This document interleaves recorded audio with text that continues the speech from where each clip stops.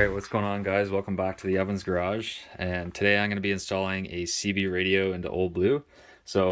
I didn't do an install video on my red truck, but I actually have the same CB radio setup that I'm going to be installing on Old Blue, although I'm going to have to find maybe a slightly different location to mount it because it's got a different heater box and aftermarket AC in it. So that whole HVAC on the passenger side of the truck is potentially in the way of where I want to mount it. So we'll see what I do there. I think Old Blue did have a CB radio in it though, because I did find some coax running into the engine bay.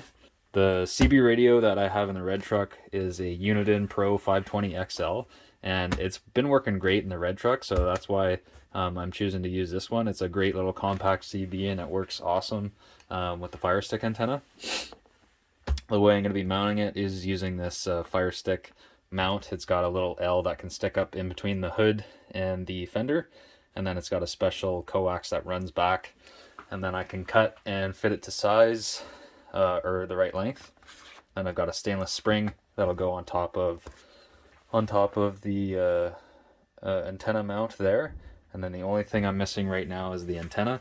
I decided to purchase a 3-foot antenna for the red truck originally, and it looks really nice on the truck when the camper is on there, and I think it's just a little bit too tall for my personal liking when the camper is off the truck. So that's why I purchased a 2-foot antenna that still hasn't gotten here yet. So what I'm going to do is I'll run the 3-foot antenna on Old Blue all the time, and then the 2-foot antenna on the red truck, and then when I have the camper on, I'll run the 3-foot antenna. And it shouldn't be too difficult to change out those antennas just because it's on top of the spring. So I'll show you the red truck right now and how that's mounted, and then I'll walk you through how I'm going to mount it in the blue truck. All right, so we're just out here at my red truck, and I wanted to show you how I mounted the Uniden in this truck. So because it's got this type of heater box, it was actually quite easy. I didn't want to drill into the dash, so what I did was I drilled into the heater box where, I don't know if you can see it, where it just shoots out here. So my mount, the bracket actually mounts into the heater box. So yes, I did have to drill 2 holes in the heater box, but the way that the CB sits here, it kind of molds right into the dash here a little bit, and the width is actually perfect there for the Uniden. So it's pretty nice. The only thing I've noticed since using this though is the microphone's a bit hard to reach, so I've been thinking about getting a longer one, and then maybe, I don't know, just hanging it somewhere like off the rear view mirror or something, so that way it's easier to grab when you're talking. Otherwise, I just mounted the microphone on the bottom of it just like that, and you know, it kind of sits there and it's out of your way when you're not really using it. So that's how I mounted the CB in the truck itself, and then I ran the coax under the dash, and then I put in its own grommet for the coax. And then if you can see out there, that's where the wire runs out to, and then the mounting point is just on the fender there. All right, so we're out at Old Blue here now. As you can see, there was a couple holes drilled in the bottom of the dash there where I think the CB was mounted, because there was some coax cable shoved back in there behind this AC box. The thing is with this is it sticks way out, so there's no real good, location to mount it unless you mount it straight up and down like that, or way over here in the passenger side of the truck. But as the driver, I kind of want to have access to the CB and operate it. So this is my trailer brake controller. It's kind of hokey and mounted poorly, so what I think I'm gonna do is just take that off and maybe either relocate it somewhere else, and what I'll do is I'll probably use those mounting holes to mount the CB, or at least try to use them, and then I'll relocate that brake controller somewhere else, or I might upgrade this because this looks like it's pretty old, and honestly I don't even know if it works. So I'm probably gonna mount it there, or at least mock it up there and see how it looks. All right, so I ended up using both those holes, and I actually ended up using the mounting hardware from there because I like them better. I just had to drill one hole in the bracket here because the slot didn't quite line up. Otherwise, it's a bit off to the right, but that'll keep it away from my foot when I'm using the brake pedal. So we'll get the CB in there and see how it looks. All right, and I've got it dry mocked up in there. It's a little bit close to my foot, but it's not too bad unless my foot is kind of way up on the brake pedal.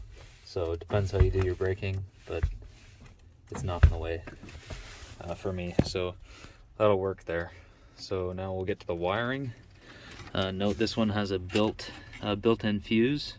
So I'll check the size, and then what I'm going to do is run it to my auxiliary fuse block, and I'll put a fuse in there as well, just as a backup, and I'll keep that one in there.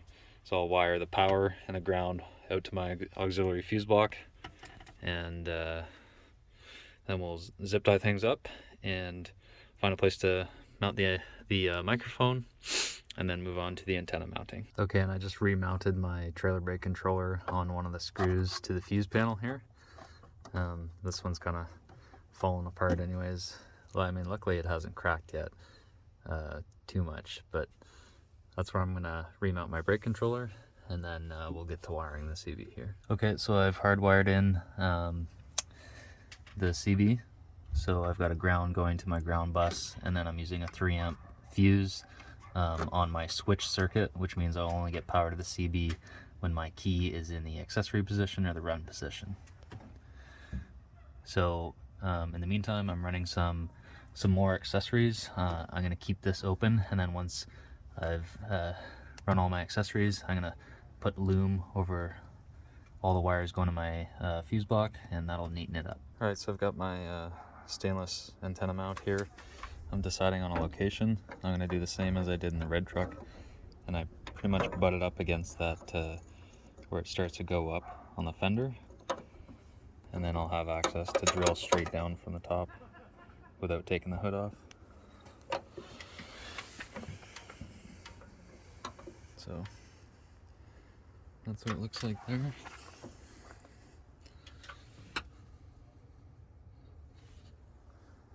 Alright, so I've got the antenna bracket mounted. One of the screws ended up breaking on me when I was screwing it in. I mean, stainless is a little bit softer than most metal, so they are prone to breaking. So I just found another stainless screw, got her mounted in there, and I think I got the bracket for the most part level. So the rest of this fire stick kit is actually quite nice, and the diagram explains it pretty well. So to mount it to the bracket out there, it goes this piece, and then the washer, or the lock washer, the flat washer, this bushing, then the bracket itself, and then your antenna. So this flat end here, and then mind you, on one side it's bigger than the other, so that's your bushing piece that needs to face up towards the bracket as identified here, and then on the bottom is just the base of the bolt head. So we'll get that mounted, and I'll show you what it looks like. So just again here real quick, the bolt, your flat antenna with the bushing up, your bracket, your white bushing, flat washer, lock washer, and then this piece over here. Okay, so I've got the coax cable wired in here. I just clamped it to an existing cowl screw. Then I came down inside the firewall, and I mounted a small rubber grommet, which it feeds through, and then feeds right into the cab. All right, so let me just explain how I'm gonna do the end of this cable here. So it comes with a body and the coax cable itself. There's two layers, an outer layer and an inner layer. And so what I'm gonna do is thread this guy on, and then make the inner piece poke out the middle, solder it to the tip, and then I should be able to thread that back up, and then it's supposed to be a nice connection. So I'll show you here. All right, so as you can see here, the tip of the copper on the inner part of the wire is out the middle of that body, and then the outer layer has been kind of on the outside of this sheathing, and I threaded it on. So I'm going to clip back the extra copper here, and then go get my soldering gun and solder that copper to the tip there. All right, now I've got it soldered to the end. I trimmed back some of those copper wires and soldered the inner one there. So now I'll hook it up to the back of the CB and then zip tie this wire out of the way under the dash. All right, so we're just back in the cab here. I've temporarily mounted the microphone to an existing factory screw on the dash bezel just for now. I think I'm gonna get a longer microphone, a different one, then I'll probably end up mounting it somewhere else, either maybe up here to a factory screw or maybe up, you know, here to a factory screw, somewhere where it's it looks good and is functional. So that pretty much wraps up the install. I'm waiting on my antenna. I put the spring on there, but I'm waiting on my antenna, and then I've got a tuner. The fire stick antenna has a adjustable tip on it, and I'll use my, I think it's called an SWR tuner to tune up the tip, and then we'll be ready to go. So let's see if it turns on though. There we go. Goes through the channels. Probably don't have any volume. Oh, there's a little bit of static in there, even without the antenna. So there we go. Thanks for watching, guys.